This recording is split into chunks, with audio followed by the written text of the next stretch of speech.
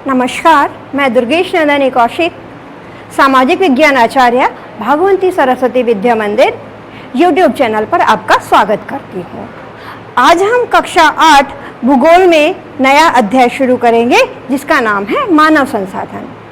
अब तक आप लोग भूगोल से जुड़ी हुई बहुत सारी अवधारणाओं के बारे में जान चुके हैं। वह चाहे कक्षा 6 और 7 में आप लोगों का अंतरिक्ष से संबंधित भूगोल हो, भारत की स्थिति हो, या कक्षा 7 में आपका वायुमंडल, जलमंडल इत्यादि के बारे में हो। वहीं पिछले पाठों में आप लोगों ने खनिज संसाधन तथा कृषि इत्यादि के बारे में भी अध्ययन किया था। आज हम उन सबको प्रभावित करने वाले कारक मानव के विषय में पढ़ेंगे। भूगोल में हम उन्हीं चीज़ों का अध्ययन करते हैं जो मानव से जुड़ी होती हैं, यानी मानव को प्रभावित करती हैं। इसलिए भूगोल में मानव का एक संसाधन के तौर पर अध्ययन करना अति आवश्यक हो जाता है। हम यह जानेंगे कि मानव संसाधन क्या है और हम इसमें किस किस चीज़ का अध्ययन करते हैं। किसी भी देश में निवास करने वाली जनसंख्या को या किसी भी क्षेत्र में निवास करने वाले लोगों की संख्या को हम वहाँ की जनसंख्या के नाम से जानते हैं। नाम से ही स्पष्ट है, जन प्लस संख्या, यानी क्षेत्र में रहने वाले लोगों की संख्या। जैसे आपके परिवार में जितने सदस्य हैं वह आपके परिवार की जनसंख्या है। आपके पड़ोस में जो घर है उसमें जितने लोग रहते हैं वह उनके परिवार की जनसंख्या है। ऐसे ही एक गली की, मोहल्ले की, गांव, शहर, राज्य, देश और पूरी दुनिया की जनसंख्या को हम उनके क्षेत्रों के आधार पर रखते हैं। किसी स्थान पर कम लोग निवास करते हैं, किसी स्थान पर ज़्यादा लोग निवास करते हैं। इनके मध्य की जो एक बिल्कुल सही स्थिति होती है उसे हम अनुकूलतम जनसंख्या कहते हैं। तो हमारा पहला शब्द है अनुकूलतम जनसंख्या।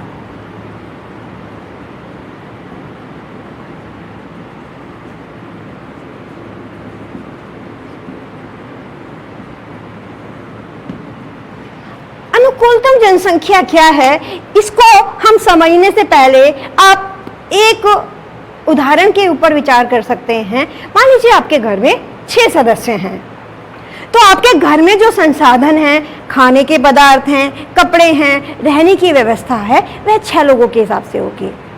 लेकिन यदि आपके घर में बाहर से मेहमान आ जाएं, 2 लोग या 4 लोग और आ जाएं, तो आपको कुछ कठिनाई होगी। खाने के लिए अधिक सामान जुटाना पड़ेगा, आपको अपने रहने के स्थान को सीमित करना पड़ेगा ताकि आपके जो नए आए हुए सदस्य हैं, जो आपके मेहमान हैं, वो उस जगह पर आ सकें। लेकिन सोचिए क्या होगा यदि 50 या 60 व्यक्ति आ जाएं,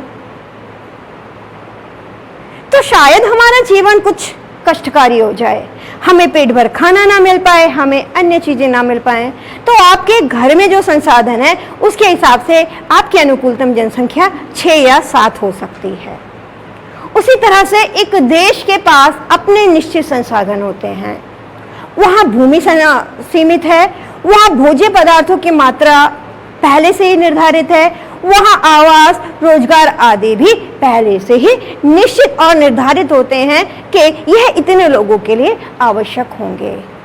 लेकिन यदि उनकी संख्या कम या अधिक हो जाए तो संसाधनों के ऊपर या तो कम लोगों की निर्भरता हो जाएगी या उनके ऊपर दबाव पड़ जाएगा। मान लीजिए एक देश है, वहाँ पर 1 लोगों की आवश्यकता, यानी वहाँ पर पूरे संसाधन 1000 लोगों के लिए है। वहाँ की संख्या कम होती है 500 या 600, तो वह देश विकास नहीं कर पाएगा क्योंकि 400 या 500 लोगों की आवश्यकताएं खाली जा रही हैं, वे उन संसाधनों का प्रयोग नहीं कर पा रहे हैं। इसके उलट स्थिति 1000 लोगों की व्यवस्था है, एक देश में रोजगार है, शिक्षा है, सारी चीज़ें हैं, लेकिन वहाँ की जनसंख्या 1500 या 2000 है। तो यदि 1500 या 2000 है तो हम खाना दूसरे देशों से तो आयात नहीं कर सकते हैं क्योंकि अपने देश के संसाधनों के अनुसार ही कार्य करेंगे। तो वहाँ पर भुखमरी होगी, वहाँ बेरोजगारी होगी, लोगों को आवास नहीं मिल पाएगा, अच्छी शिक्षा तथा चिकित्सा का अभाव होता है। इसलिए जब देश के संसाधनों के अनुपात में उस देश की संख्या होती है, उसको हम अनुकूलतम जनसंख्या कहते हैं। अब हम बात करते हैं भारत की जनसंख्या के विषय में। तो आप लोग जानते हैं भारत में हर 10 वर्ष के बाद में जनसंख्या की गणना की जाती है, जिसको हम जनगणना के नाम से जानते हैं। तो यह शुरुआत 1890 के दशक में हुई थी। उसके बाद में प्रति 10 वर्ष के बाद में जनसंख्या के आंकड़े जुटाए जाते थे। 2011 में जनगणना हुई थी, उसके बाद में 2021 में होनी थी, लेकिन कोरोना काल की वजह से यह जनगणना अभी नहीं हो पाई। तो इसलिए अभी भी हम जो जनसंख्या के आंकड़ों की बात करते हैं वह हम 2011 के अनुसार करते हैं। तो हम सबसे पहले बात करते हैं भारत की जनसंख्या।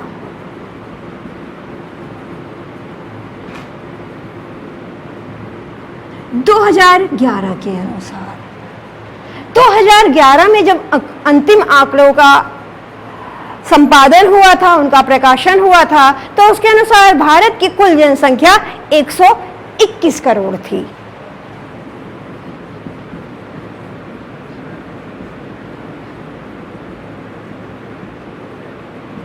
इसमें हमारे प्रदेश उत्तर प्रदेश का योगदान लगभग 20 करोड़ था।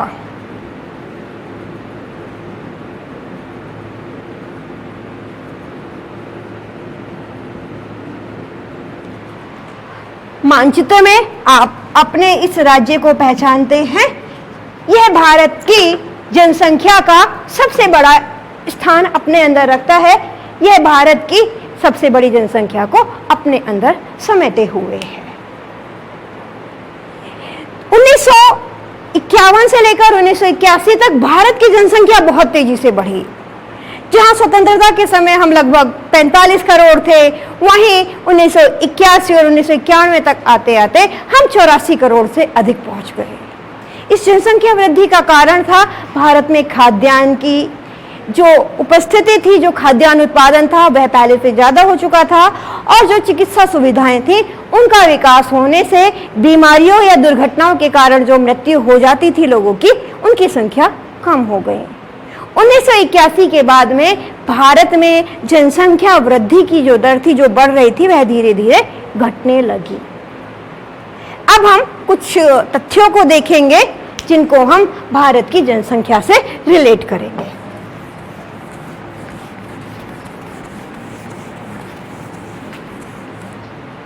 भारत जो 121 करोड़ जनसंख्या को समेटे हुए है, उनमें से केवल 6 राज्यों में भारत की आधी जनसंख्या निवास करती है।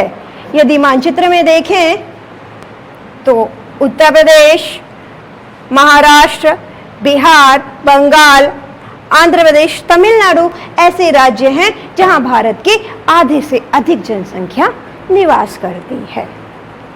जब हम किसी एक देश की जनसंख्या के बारे में पढ़ते हैं, अध्ययन करते हैं, तो हम जब 10 वर्षों के बाद में उसकी संख्या को निकालते हैं तो उसमें हम कुछ शब्दों को पढ़ते हैं, शब्दों को जानते हैं, जिनको हम जन्म दर और मृत्यु दर के रूप में अधिकांशतः परिभाषित करते हैं।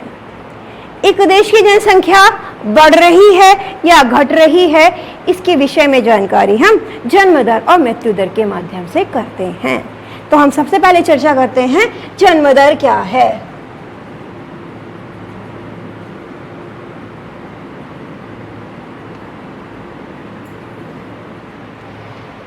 भारत में प्रतिक्षण प्रति पल किसी न किसी स्थान पर कोई ना कोई बच्चा जन्म लेता है।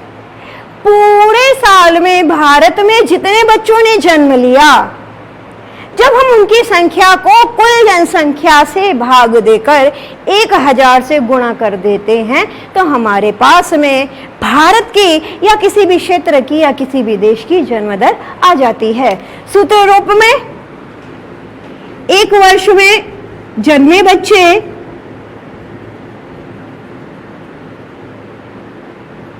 बटे कुल जनसंख्या,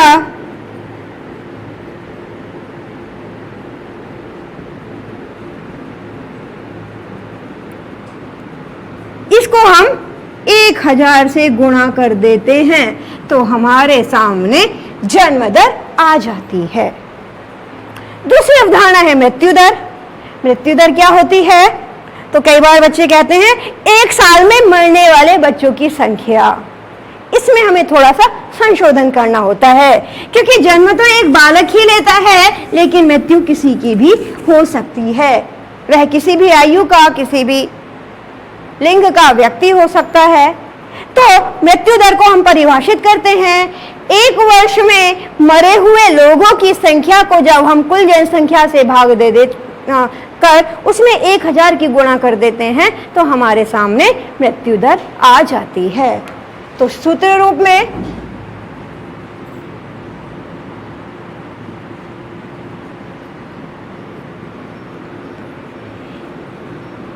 एक वर्ष में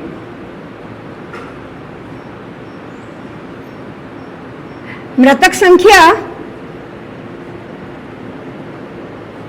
बटे कुल जनसंख्या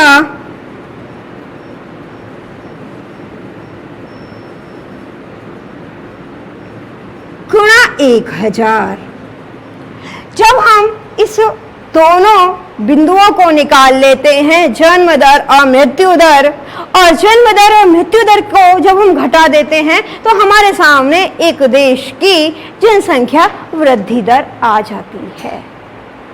जन्म दर, मृत्यु दर एक देश के विकास को भी बताते हैं। यदि जन्म दर ऊंची है और मृत्यु दर ऊंची है तो इसका मतलब उस देश में विकास का स्तर बहुत कम है, वह देश ज्यादातर गरीब है। लेकिन जन्म दर ऊंची, मृत्यु दर नीची है, इसका मतलब वह देश विकास कर रहा है, विकासशील देश है, जैसे हमारा भारत। लेकिन यदि जन्म दर भी कम है और मृत्यु दर भी कम है तो वह देश विकसित है, जहां जन्म लेने पर और जो मृत्यु के कारण है उन दोनों पर ही बहुत हद तक नियंत्रण किया जा चुका है। अब हम बात करते हैं मानव संसाधन के संगठनों की।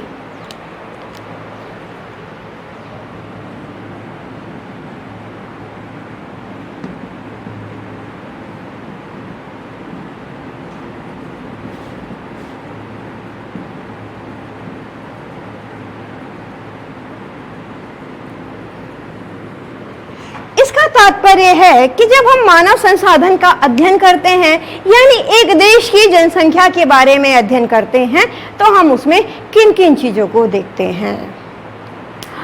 मानव संसाधन के संगठन में या जो कार्य हैं उनमें उस देश की साक्षरता दर, लिंगानुपात, जनघनत्व, आयु संरचना आदि आते हैं। तो सबसे पहले हम बात करते हैं पहले संगठन लिंगानुपात की।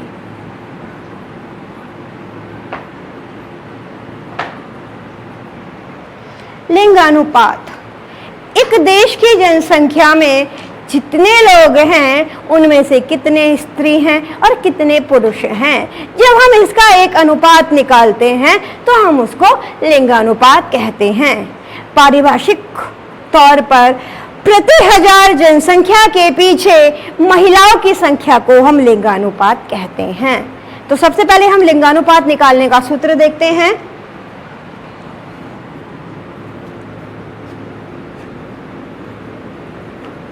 कुल महिला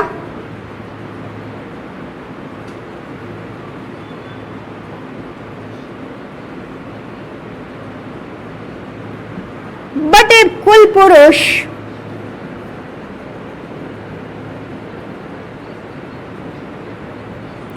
गुणा 1000।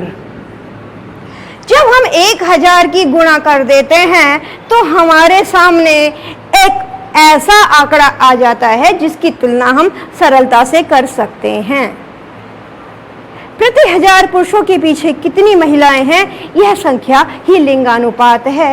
यदि हम बात करें तो भारत में लिंगानुपात महिलाओं के प्रतिकूल है। भारत में प्रति 1000 पुरुषों के पीछे 943 महिलाएं हैं, यानी हमारे देश में पुरुषों की तुलना में महिलाओं की जनसंख्या कम है।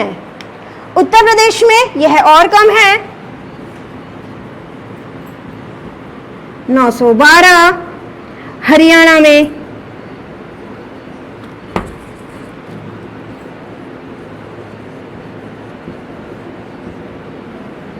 ये लगभग 850 है।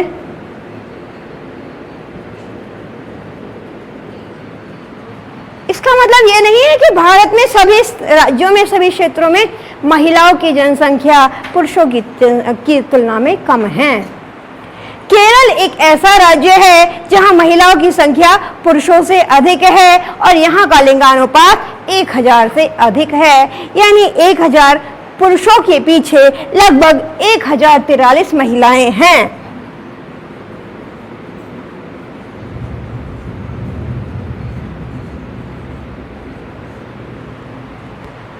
यदि हम इस आंकड़े को देखें तो भारत में लिंगानुपात कम है।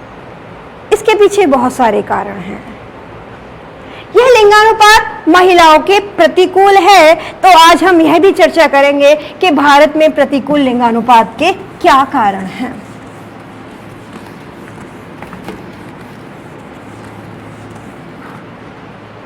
भारतीय समाज में कहीं ना कहीं आज भी लड़कियों को, कन्याओं को परिवार के लिए बोझ माना जाता है। इसलिए कुछ आधुनिक समाज के लोग, पढ़े लिखे लोग, एक बालिका को जन्म लेने से पहले ही उसका जन्म पूर्व लिंग परीक्षण कराकर उसको जन्म लेने से ही पूर्व मार देते हैं, जिसको हम बालिका भ्रूण हत्या के नाम से जानते हैं। यह हमारे समाज की एक बहुत बुराई है। यह हमारे समाज के लिए अभिशाप है। लोगों को इस ओर से दूर रहना चाहिए तथा बालक और बालिका को एक समान मानकर रखना चाहिए, क्योंकि बहुत सारी महिलाएं भी ऐसी हैं जिन्होंने अपने परिवार का नाम आगे बढ़ाया है। उनके परिवार के जो पुत्र थे उनके विषय में कोई नहीं जानता, लेकिन उन महिलाओं ने अपने परिवार का नाम रोशन किया है। भारत की प्रथम महिला प्रधानमंत्री थी श्रीमती इंदिरा गांधी। उनके कोई भाई नहीं था, लेकिन हम उनके परिवार को उन्हीं के नाम से जानते हैं। प्रतिभा पाटिल जो हमारी पहली महिला राष्ट्रपति रही हैं। इसके अलावा भारत की पहली महिला अंतरिक्ष यात्री वह जो डॉक्टर कल्पना चावला थी, वह भी एक महिला थी। उनके परिवार के विषय में कोई बहुत कम जानकारी रखता है, कोई नहीं जानता है उनके परिवार में उनके पिता कौन थे, उनके भाई कौन थे। लेकिन यदि कोई व्यक्ति मिलता है और वह कह दे कि कल्पना चावला हमारे परिवार की थी, तो उनको देश का क्या, दुनिया का बच्चा जानता है। इसलिए लड़कियां किसी से पीछे नहीं हैं। इसलिए लिंगानुपात को समान रखने के लिए बालिका भ्रूण हत्या का सभी को विरोध करना चाहिए। दूसरी हमारी अवसंरचना है साक्षरता।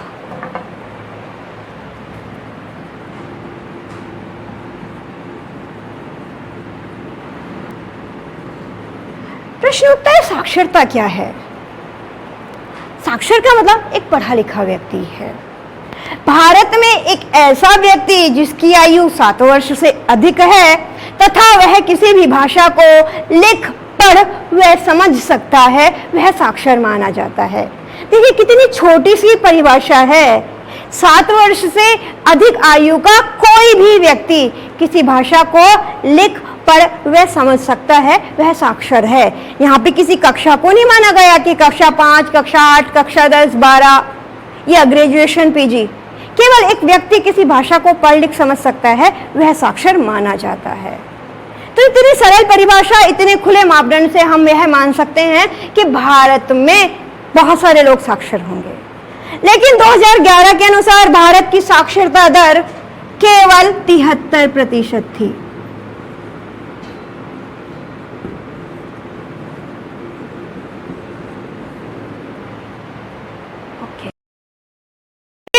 उत्तर प्रदेश में और बुरी स्थिति है। उत्तर प्रदेश में केवल 67.7%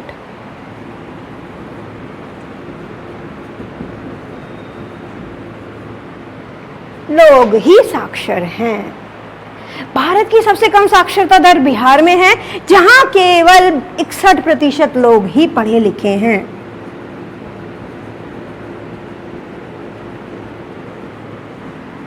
लेकिन भारत की सबसे अधिक साक्षरता दर दक्षिण भारतीय राज्य केरल में है। जहां पर लगभग 91% लोग साक्षरता की श्रेणी में आते हैं।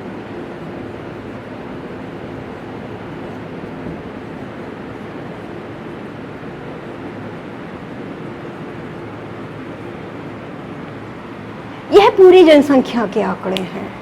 यदि हम इसको अलग अलग देखते हैं तो भारत में लगभग 86% पुरुष पढ़े लिखे हैं, जबकि महिलाओं की संख्या लगभग 60% है। उत्तर प्रदेश में भी लगभग 70% लोग पढ़े लिखे हैं, लेकिन महिलाओं की जो संख्या है वह 50% से नीचे है। क्या कारण है कि महिलाओं की यह साक्षरता दर नीची है?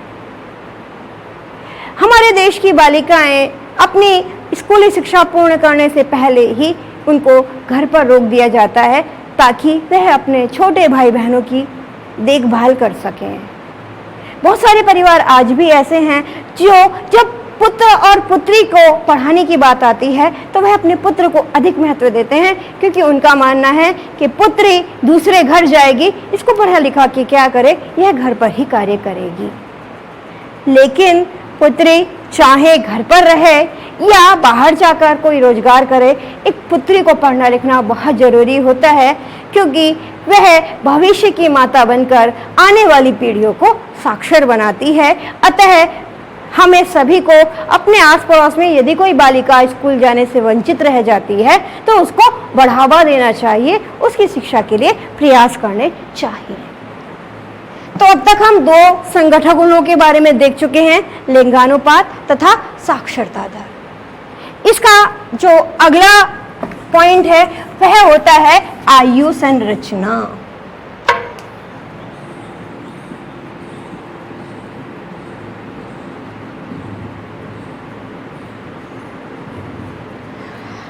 आयु संरचना का मतलब है देश की कुल जनसंख्या में कितने प्रतिशत लोग बच्चे हैं, कितने प्रतिशत लोग कार्य करने योग्य हैं और कितने प्रतिशत लोग वृद्ध हैं। तो आप सभी जानते हैं भारत को युवा देश के नाम से जाना जाता है। आंकड़े कहते हैं भारत की 50% आबादी अभी 35 वर्ष तक की आयु की है, यानी हम विश्व के सबसे युवा देशों में गिने जाते हैं।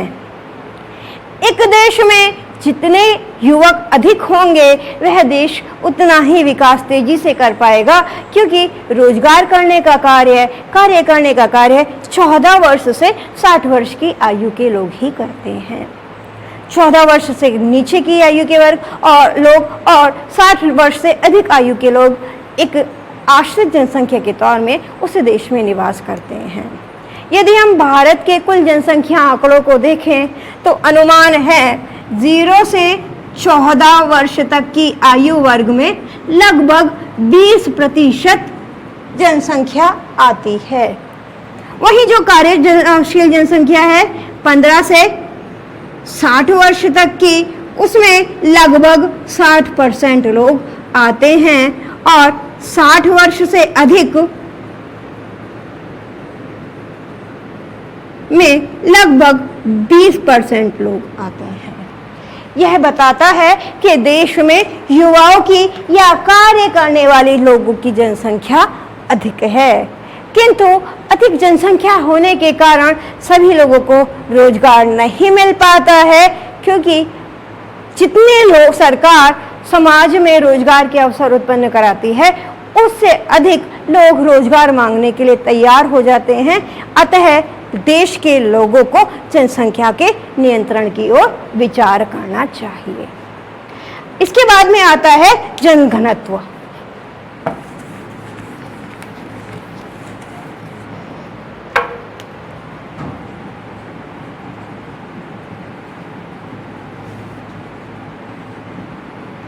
हम जनघनत्व की चर्चा करें उससे पहले जानते हैं जनघनत्व क्या होता है। पूरे देश के कुल क्षेत्रफल को जब हम उसकी संख्या से उस देश की जनसंख्या को जब हम कुल क्षेत्रफल से भाग दे देते हैं तो हमारे पास जनघनत्व आ जाता है। इस मानचित्र में आप भारत के जनघनत्व वाले क्षेत्रों को देख सकते हैं। यह जो लाल रंग का भाग है यह भारत का सबसे अधिक घना हुआ बसा क्षेत्र है, वह चाहे दिल्ली हो, उत्तर प्रदेश हो, बिहार हो, पश्चिम बंगाल हो या केरल हो। इसके बाद में महाराष्ट्र के कर्नाटक, आंध्र प्रदेश, छत्तीसगढ़ आदि राज्य आते हैं जहां मध्यम जनसंख्या निवास करती है। यदि हम सारे आंकड़ों को देखें तो यह जो गंगा यमुना का क्षेत्र है यह भारत में सबसे अधिक घना बसा हुआ है। यह बताता है कि लोग यहाँ पर अधिक रहना पसंद करते हैं। इन चीज़ों को, जिन कारणों से एक स्थान पर लोग अधिक रहना पसंद करते हैं, हम उसको जनघनत्व को प्रभावित करने वाले कारक कहते हैं। जनघनत्व को प्रभावित करने वाले कारक हैं अच्छी जलवायु। आप उत्तर प्रदेश में देखिए, ना बहुत ज़्यादा गर्मी है ना बहुत ज़्यादा सर्दी है, इससे अधिक जनसंख्या है। कृषि कैसी होती है, तो इस एरिया में अच्छी कृषि होती है, इसलिए अधिक जनसंख्या है। परिवहन के साधन अच्छे हैं, जहाँ पर आवागमन के साधन अच्छे होते हैं, सुविधाएं होती हैं, वहाँ पर लोग अधिक निवास करते हैं। इसके पश्चात में जो हमारा अगला टॉपिक है वह है भारत की जनसंख्या वृद्धि।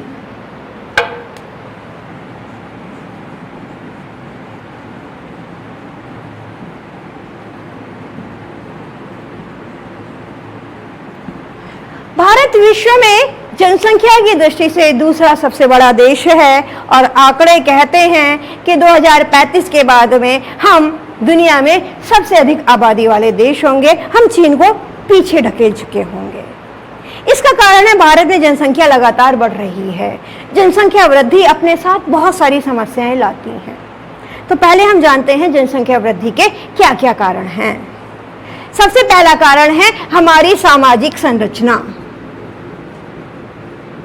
जिन्हें हम सामाजिक कारक के रूप में भी जानते हैं। बहुत सारे परिवार आज भी बालिकाओं की तुलना में पुत्रों को अधिक महत्व देते हैं, अतः घर में 1 या 2 पुत्र होने चाहिए। इस चक्कर में परिवार का आकार बड़ा हो जाता है। सामाजिक मान्यता है, यदि माता पिता को पुत्र उसका अंतिम संस्कार नहीं करता है तो उनको मुक्ति नहीं मिलती है, इसलिए लोग पुत्रों की तरफ अधिक जाते हैं। भारत की जनसंख्या में वृद्धि का एक बहुत बड़ा कारण विवाह की अनिवार्यता है। व्यक्ति योग्य हो या ना हो, उसका विवाह किया जाता है, जिसका प्रभाव जनसंख्या पर पड़ता है। इसका एक और कारण है शरणार्थियों की समस्या।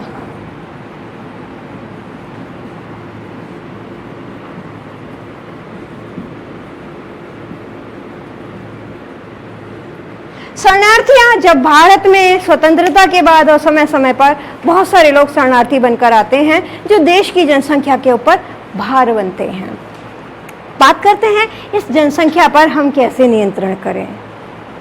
तो लोगों को सचेत किया जाए कि पुत्र और पुत्री एक जैसे हैं, एक बराबर हैं, तो पुत्रों के प्रति मोह ना पालें लोग, जिससे जनसंख्या पर नियंत्रण किया जा सकता है। लोगों को जागरूक किया जाए, उनका शैक्षिक स्तर बढ़ाया जाए, जिससे जनसंख्या पर नियंत्रण किया जा सके। लोगों को परिवार नियोजन के प्रति यानी छोटे परिवार के महत्व को बताया जाए ताकि जनसंख्या पर नियंत्रण किया जा सके। आप लोग जानते हैं 11 जुलाई को उत्तर प्रदेश में नई जनसंख्या नीति लागू हो चुकी है, जिसका एकमात्र उद्देश्य उत्तर प्रदेश के साथ साथ पूरे भारत की जनसंख्या पर एक निश्चित नियंत्रण रखना है, ताकि कम संख्या पर होने से लोगों का अधिक विकास किया जा सके। क्योंकि जितने अच्छे लोग होंगे, जितना अच्छा उनका जीवन स्तर होगा, वह देश उतना ही अधिक विकास करेगा। तो आप लोगों के लिए गृह कार्य है, एक आप तालिका बनाएंगे कि भारत और उसके जो प्रमुख राज्य हैं, जो बड़े बड़े राज्य हैं, वहाँ की जनसंख्या कितनी है। जैसे पंजाब, उत्तर प्रदेश, बिहार, मध्य प्रदेश, यहाँ का लिंगानुपात कितना है, यह आप, यहाँ की साक्षरता दर कितनी है, तथा विभिन्न राज्यों का जो जनघनत्व है यह कितना है, तथा अपनी पुस्तक से इस पाठ को दोबारा से पढ़कर इसको और अधिक समझेंगे। इसी के साथ यह अध्याय समाप्त होता है। नमस्कार।